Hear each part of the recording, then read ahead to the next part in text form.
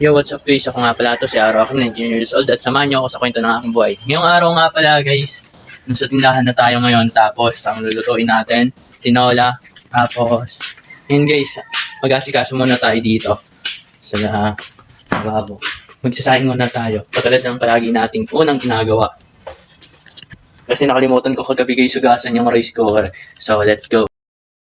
Dito guys makikita po ninyo inuugasan ko po muna yung mga plato para mamaya kapag umilos tayo wala na po tayo masyadong gagawin. And pagkatapos ko po magugas ng mga plato, inasikaso ko na po yung isasaing natin na bigas para maluto na rin po. Let's go. Let's go. Let's go. Let's go. Dito guys, naglalakad na po ako papunta sa tindahan na pagbibilan natin ng mga gagamitin natin sa pagluluto. And guys, napansin ko yung payong dyan kaya tawang-tawa ako kasi yung payong yellow na yellow kaya para tayo naka-filter. Naka-Ultra Pro Max no? Yung filter yellow talaga. Tapos guys, napansin ko rin po pala yung buhok ko dyan, ang haba na pala. Last time yung ginapit ko parang skin fade ba yun o clean fade? Basta may fade siya sa uli. Tapos guys, sa tingin nyo, ano yung mga gupit na pwede sa atin guys? I-comment nyo na lang dyan guys kung may mga suggestion kayo, ito try natin yan. Tapos guys, ayan, makikita po ninyo, papunta na ako dyan and magte-teleport na lang siguro ako.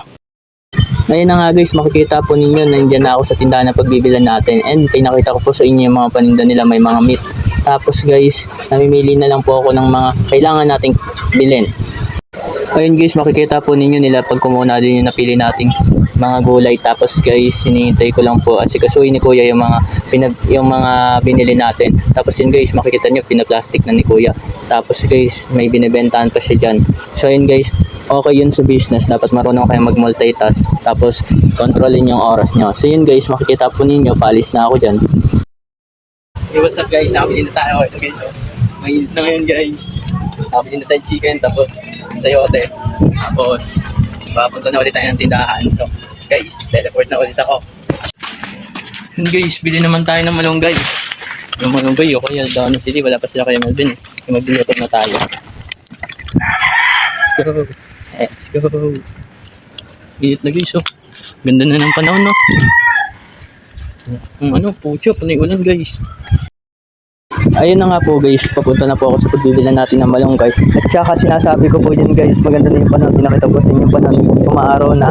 And yung mga nangyayari sa akin dyan guys, yun naubusan tayo ng mga damit. Common naman yun kapag tag-ulan, hindi matayo-tayo yung mga sinampay kasi panay ulan tapos hanggang sa wala ka ng masakit. Hindi yung puti, kung sinuswerte ka nga naman. Bubungan siya puro malunggay, yung pinakakailangan mo.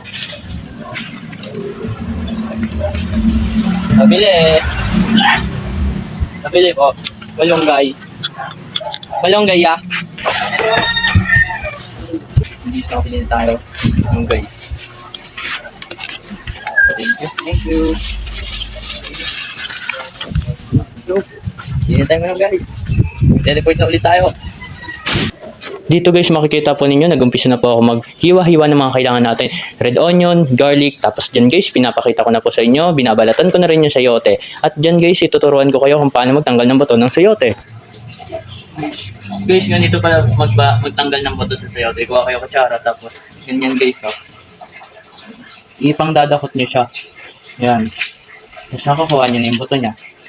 Ganyan lang. Ganyan lang. Yan. Idadakot niyo siya guys.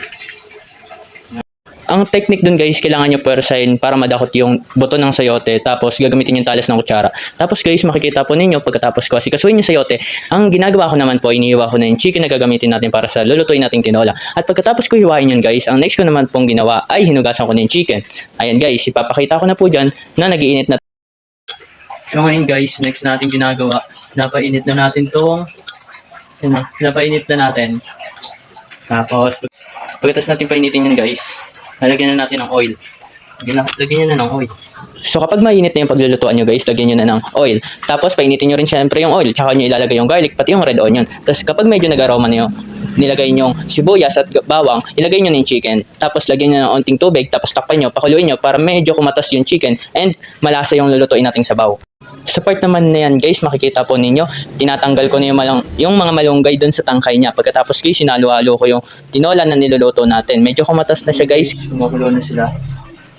Pagkatapos, nakahiwa na rin tayo ng sayote. Hintayin na lang natin yan. Bigyan na lang natin chicken cubes. Oh, kailangan ko ng chicken cubes.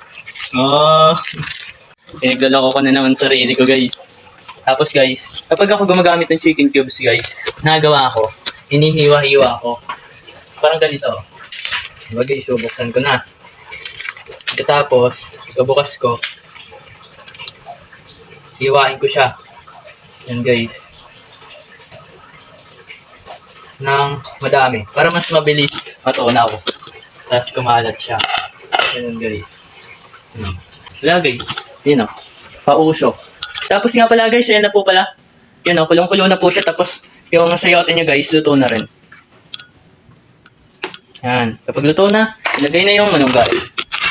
Ayun, guys, nakalimutan ko nga po pala ipakita sa inyo yung paglalagay ng sayote. Hindi papaya, guys. Sa sayote yung ginamit natin. And papakuloyin lang po natin yung saglit. 2 to 3 minutes. Hintayin nyo lang yan kumulo. Pagkatapos, patayin nyo yung apoy. Tapos, para kumatas yung malunggay niya and para masustansya. So yun, guys. Grabe, mga oily na naman ako. Dito, guys, ang ginawa ko po, nagpunas muna ako ng mukha kasi syempre dapat magmukha tayong tao sa camera kahit di naman tayo mukhang tao para kahit paano maayos tayo tignan. Guys, ito na nga po pala yung sinasabi ko. Ayan, guys, kulong-kulo na siya, guys. Oh. Yan, kulong-kulo na. Pagkatapos niyan, guys, patayin nyo na kasi luto na. So, guys, sana may natutunan kayo sa mga pinaggagawa ko. Huwag nga pala magluto. Nandito ako, guys. So, bye-bye.